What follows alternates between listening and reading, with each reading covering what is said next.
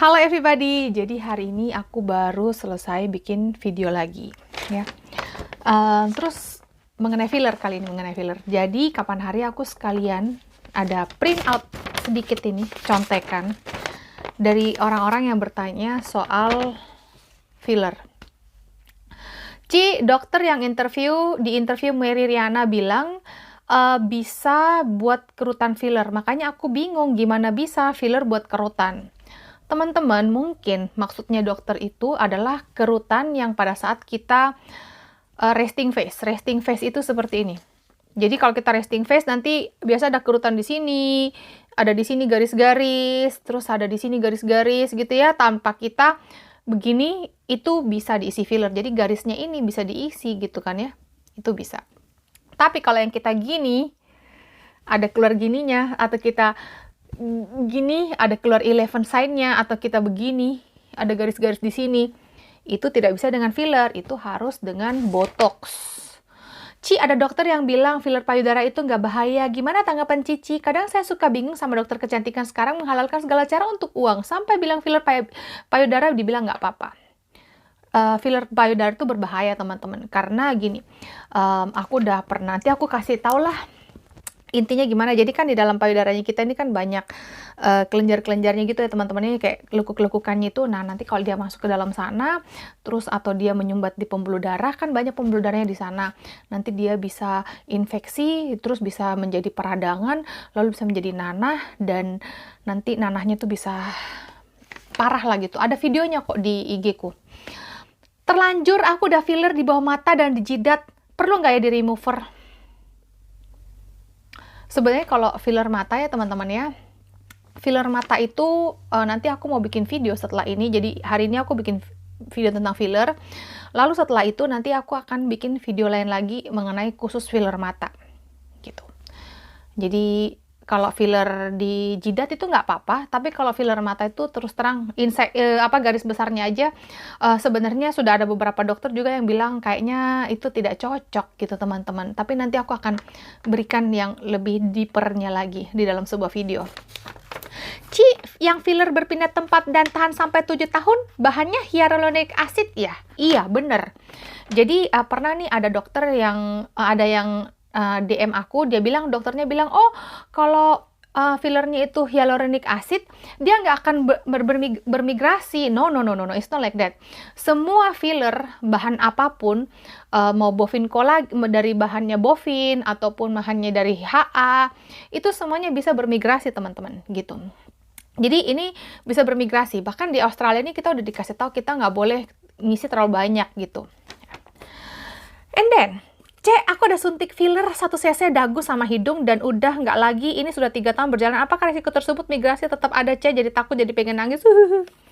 Ya bisa jadi, tetapi kan nggak apa-apa, karena gini, migrasi itu cuman efeknya nanti kayak slightly kelihatan hidungnya agak lebih besaran aja dikit, itu aja. Misalnya dia di dagu, dia suntik di dagu sini, biasanya dia itu akan turun sampai ke bawah sini gitu. Tapi kalau misalnya paling migrasinya dikit gitu ya, dikit aja gitu, slightly, kalau dia cuma suntik 1 cc, so it should be fine. Don't be too scared.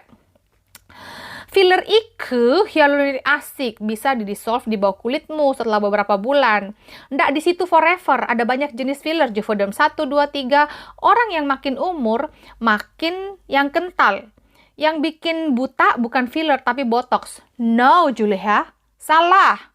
Yang bikin kita buta itu adalah filler gitu.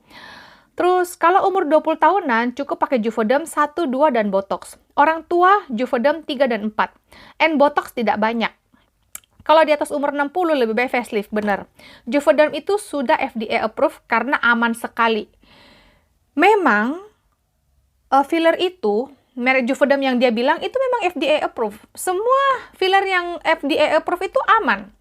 But this is the thing that I want to tell you, bahwa tidak ada yang aman 100%. Semua itu ada resikonya. Ada resiko penyumbatan di pembuluh darah yang nantinya bisa menjadi nekrosis, bisa menyebabkan kebutaan, semuanya ada resikonya. Jadi jangan sampai kalian bilang itu aman 100%. No, it's not right. Dan di videoku yang aku bikin hari ini gitu ya, di sana aku ada ceritakan kisahnya dari Dr. Yun. Dr. Yun ini dia itu adalah salah satu my favorite plastic surgeon di Amerika sana, dan dia juga ada kayak celebrity dokter gitu yang dia sudah punya 2 million subscriber di YouTube-nya dia, dan aku selalu nonton dia, I love him. Dan dia juga ceritain pengalamannya dia mengenai salah satu pasiennya yang hampir bisa jadi dia tuh sampai takut pasiennya tuh antara buta, kena nekrosis. Kalau nekrosis itu bisa hilang hidungnya, bisa hilang di bagian atas bibirnya juga. So, is it aman 100%? No, it's not. Oke. Harus orang yang punya license untuk kerjakan suntikan. No, bukan yang punya license. Harus orang dokter, kalau di sini ya, harus dokter atau nurse aja, nurse.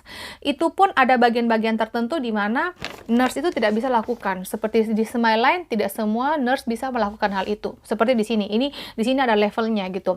Jadi kalau yang untuk Smileline, semua dokter bisa, yang dokter kecantikan ya. Dan juga ada nurse. Tapi cuman advanced nurse aja yang bisa bikin Smileline. Jadi bukan yang berlicense. What license that you have? No. Dia bilang sama dengan facelift. Kalau gagal dikerjakan bukan plastic surgeon. Hah? How do you dare do the facelift without the surgeon? That's a silly statement. Kalau aku udah terlanjur filler gimana? Waktu itu disarankan dokter untuk filler hidung dan dagu yang terbuat dari HA. Yang katanya tubuh manusia juga ada HA-nya, bener? Apakah di hyaluronidase aja sebaliknya? Nggak perlu. Selama itu tidak ada efek sampingnya, karena efek sampingnya tuh bisa langsung terasa. Jadi gini, kalau misalnya terjadi penyumbatan pembuluh darah atau VO ya, langsung akan ada kayak biru, brushes gitu, atau kayak sakit, atau kalau enggak kayak bengkak gitu, atau kalau enggak kayak pucet gitu, kayak nggak ada warnanya. Nah, dan ada cara-cara ngetesnya gitu ya. Jadi kalau misalnya setelah dia filler hidung, setelah dia filler dagu, and then everything is just fine, setelah beberapa hari juga it's fine, nggak usah takut sebenarnya. Ini aku di klinik ternama dan dokternya juga sudah menangani artis-artis dan influencer. That's good. Kalian harus pergi ke klinik yang bagus gitu. Jadi ketika tanya efek filler, dia bilang nggak ada efek buruk karena nama dia juga bisa rusak kalau ada apa-apa sama klien. Nggak ada efek buruk. Ya itu aku bilang, filler itu aman FDA approve, tetapi aman itu tidak selamanya. Gitu loh maksudnya, gimana ya? Sama seperti kalian nyetir di jalanan. Aman nggak? Aman kan? Tapi aman nggak 100%? Enggak, karena akan ada resiko kamu kecelakaan kan, kena tabrak. Tapi apakah kamu akan kena tabrak setiap saat? Setiap saat kamu akan bisa kecelakaan? Ya, you never know, right?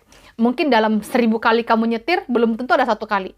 Tapi dalam 1000 kali kamu nyetir, bisa jadi juga ada 1 kali. Bener kan? Seperti itu. Jadi, aman, tapi it's not 100%. Jadi, sampai sini. Aku mata panda, terus matanya cekung dan berkerut sekali. Kata dokter kalau mau menguranginya, katanya filler bawah mata. Aman nggak ya? Dok, kalau seperti itu mohon dibalas ya, dok. First, I'm not a doctor, okay? I'm just plastic surgery agent. So, I talk about surgery. Yang kedua itu adalah mengenai filler di bawah mata. Nanti itu adalah video yang akan aku buat. Setelah video yang ini, tentang filler yang ini, aku akan buat video yang kedua yang khusus untuk filler bawah mata. Aman atau enggak? Kalau khusus filler di bawah mata, aku tidak sarankan. I'll tell you later why in the video. Botox berbahaya juga kah enggak? Berbahaya juga kah, Ci? Tidak. Bisa bermigrasi juga? Tidak. Bisa menyebabkan kematian juga. Kalau dalam jumlah yang sangat besar, yang kayak berliter-liter, and then you inject it to your body, you probably can die. Of course. Tergantung. Bisa menyebabkan kematian juga. Ini pertanyaan lucu gitu. Kalau cuma 1 mil, 2 mil, you're not gonna die from that. Tolong dijawab ya, Ci. Minggu depan saya mau botox untuk pertama kali jadi takut. Ya nggak apa-apa lah, say. Kalau cuma 1 mili, 2 mili, atau 1 cc, 2 cc, it's okay. Don't worry. Saya Dokter Ci, kami dianjurkan untuk inform consent ke pasien tentang apapun tindakan yang akan dilakukan, termasuk efek samping. Good. Karena nggak ada tindakan yang nol efek samping. That's right. Tapi efek samping sendiri bukan kesalahan dokter, benar. Kadang it's just happen by its nature. Kadang itu memang ya pas apes. Seperti dokter Yun ini. Apakah dia bukan dokter yang hebat? Dia sangat-sangat hebat dan lihai. Dan dia juga adalah plastik surgery dokter yang sangat terkenal di Amerika. Tapi dia juga bisa melakukan kesalahan, of course. Dia bahkan pernah ada kesalahan di mana pasiennya setelah dia operasi plastik terjadi pendarahan. Itu adalah resiko, it's resiko. Kecuali tindakan dilakukan tidak sesuai dengan prosedur, benar, maka termasuk malpraktek, benar. Kecuali lagi ya, Ci, dokternya banyak menjanjikan hal-hal bagus, tapi nggak menjelaskan hal negatifnya, itu nggak boleh, benar. Jadi kalau sebagai dokter, kita harus bilang, ini filler aman, tapi not 100%, there's a side effect. Cuma masalahnya, kenapa dokter kadang malas untuk menjelaskan hal ini? Karena dokter tuh berpikir, kayak gini loh, pada parno gitu loh. Aduh gimana nih ya? Aku baru aja filler, aku baru aja botox, aku bisa mati nggak? No, you're not, Juleha. So, don't worry about it. Dan satu lagi yang aku mau jelaskan, kenapa kadang dokter itu malas menjelaskan secara detail ya. Satu, karena orang overreacted. Itu yang pertama. Yang kedua, jujur waktu itu hari setelah aku filler dan juga aku botox, aku sempat mewawancara orang yang nurse yang sudah bikin wajahku itu gitu. Nah, pada saat itu aku tuh mau menjelaskan sedetail-detailnya gitu sama para pemirsa sekalian gitu bahwa filler itu nggak aman, ada resikonya, dan lain segala macam. Tapi every time kita mau ke titik yang itu, si nurse ini akan bilang, no, kayaknya jangan ngomong kayak gitu deh. Nanti orang takut gitu. Oke. Terus waktu aku mau bilang bahwa filler itu ada resiko nekrosisnya, ada resiko kebutaannya, dan lain segala macam, dia kayak, no, can we skip over there, that part? Oke. Jadi kita tuh kayaknya, jadi somehow orang-orang itu yang bekerja di bidang itu gitu ya, mereka tidak terlalu mau menjelaskan apa sebenarnya terjadi. Yang pertama karena ya mungkin jarang banget itu terjadi, but still sebenarnya kita mesti kasih orang itu buat bisa knowledge aja, pengetahuan, biar nggak kaget kalau misalnya tiba-tiba kamu dapat jackpot number 1 and then you get that. Gitu. Cuman ya orang nggak mau karena nanti kalau dikasih tau nanti bisa nekrosis loh ya. Nanti kamu bisa buta loh ya. Belum ngapa-ngapa udah kabur gitu kan ya. Gitu darling. So that is why sometimes maybe like doctor or whoever that want to inject you, dia pikir kayaknya nggak penting lah ngomong soal ini, nanti orangnya kabur duluan gitu loh, nggak dapat duit lagi deh gue. Nah ini pengalaman aku ke klinik kecantikan terkenal Jakarta yang banyak endorse artis wow, yang banyak endorse artis-artis wow, yang banyak mengiklankan filler dan tanam benang. Ibuku dianjurkan filler. Itu dokter enggak menjelaskan apapun tentang efek samping atau hal negatifnya. Nah, sebelum tindakan, kami disuruh ke bagian administrasi. Perawat di situ hanya memberi kertas untuk ditandatangani. Saat aku baca, itu tentang perjanjian. Kalau terjadi sesuatu, klinik atau dokter enggak bisa dituntut gitu. Pokoknya banyak poin yang aku sendiri enggak setuju. Semenjak itu enggak lagi datang ke situ. Sebenarnya kalau aku harus bilang ya, bukan cuma di klinik itu aja sih, di mana-mana. Even di sini, kita sudah disuruh tanda tangan consent form gitu. Terus di Korea, di Bangkok, we also already being asked to sign the consent form, something like that. Kenapa? Karena ya nggak mungkin lah kamu ke klinik, terus saat itu kliniknya bilang, ya nggak apa-apa, nanti kalau ada apa-apa kamu bisa sebar-sebar ke sosial media ya. Lalu setelah itu, kalau ada apa-apa, kamu bisa tuntut saya dan lain-lain segala macam. No, they're not gonna do it.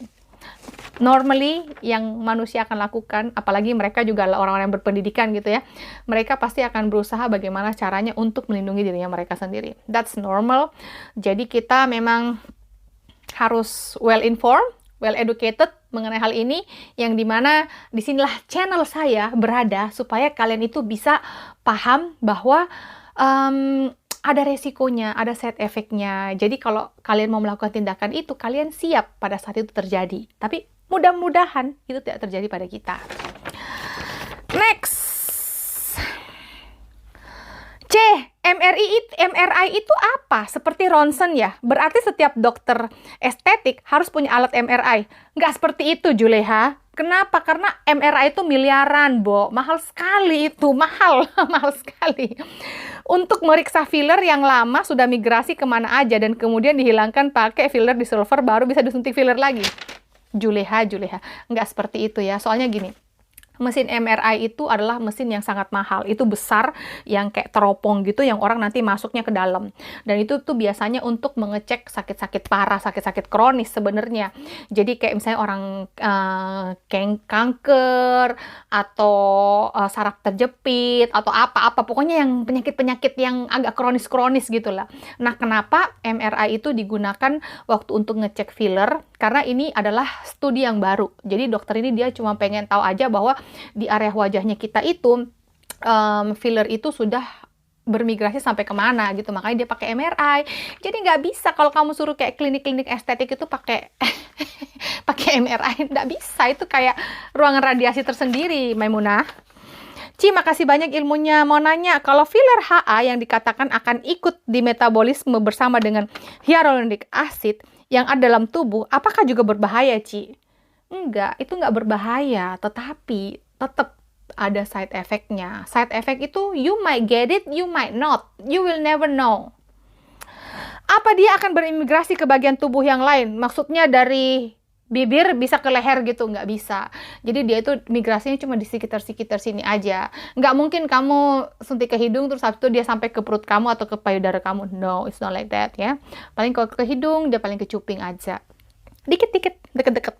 Apa dia akan misalnya, mohon dijawab ya Ci, mau filler bawah mata tapi kok jadi takut. Nah, contohnya kalau misalnya dia filler di bawah mata sini, nanti dia bisa ada kayak bulbnya di sini, atau kayak keras-kerasnya di sini. Jadi fillernya itu, migrasinya itu cuma di area-area sana aja.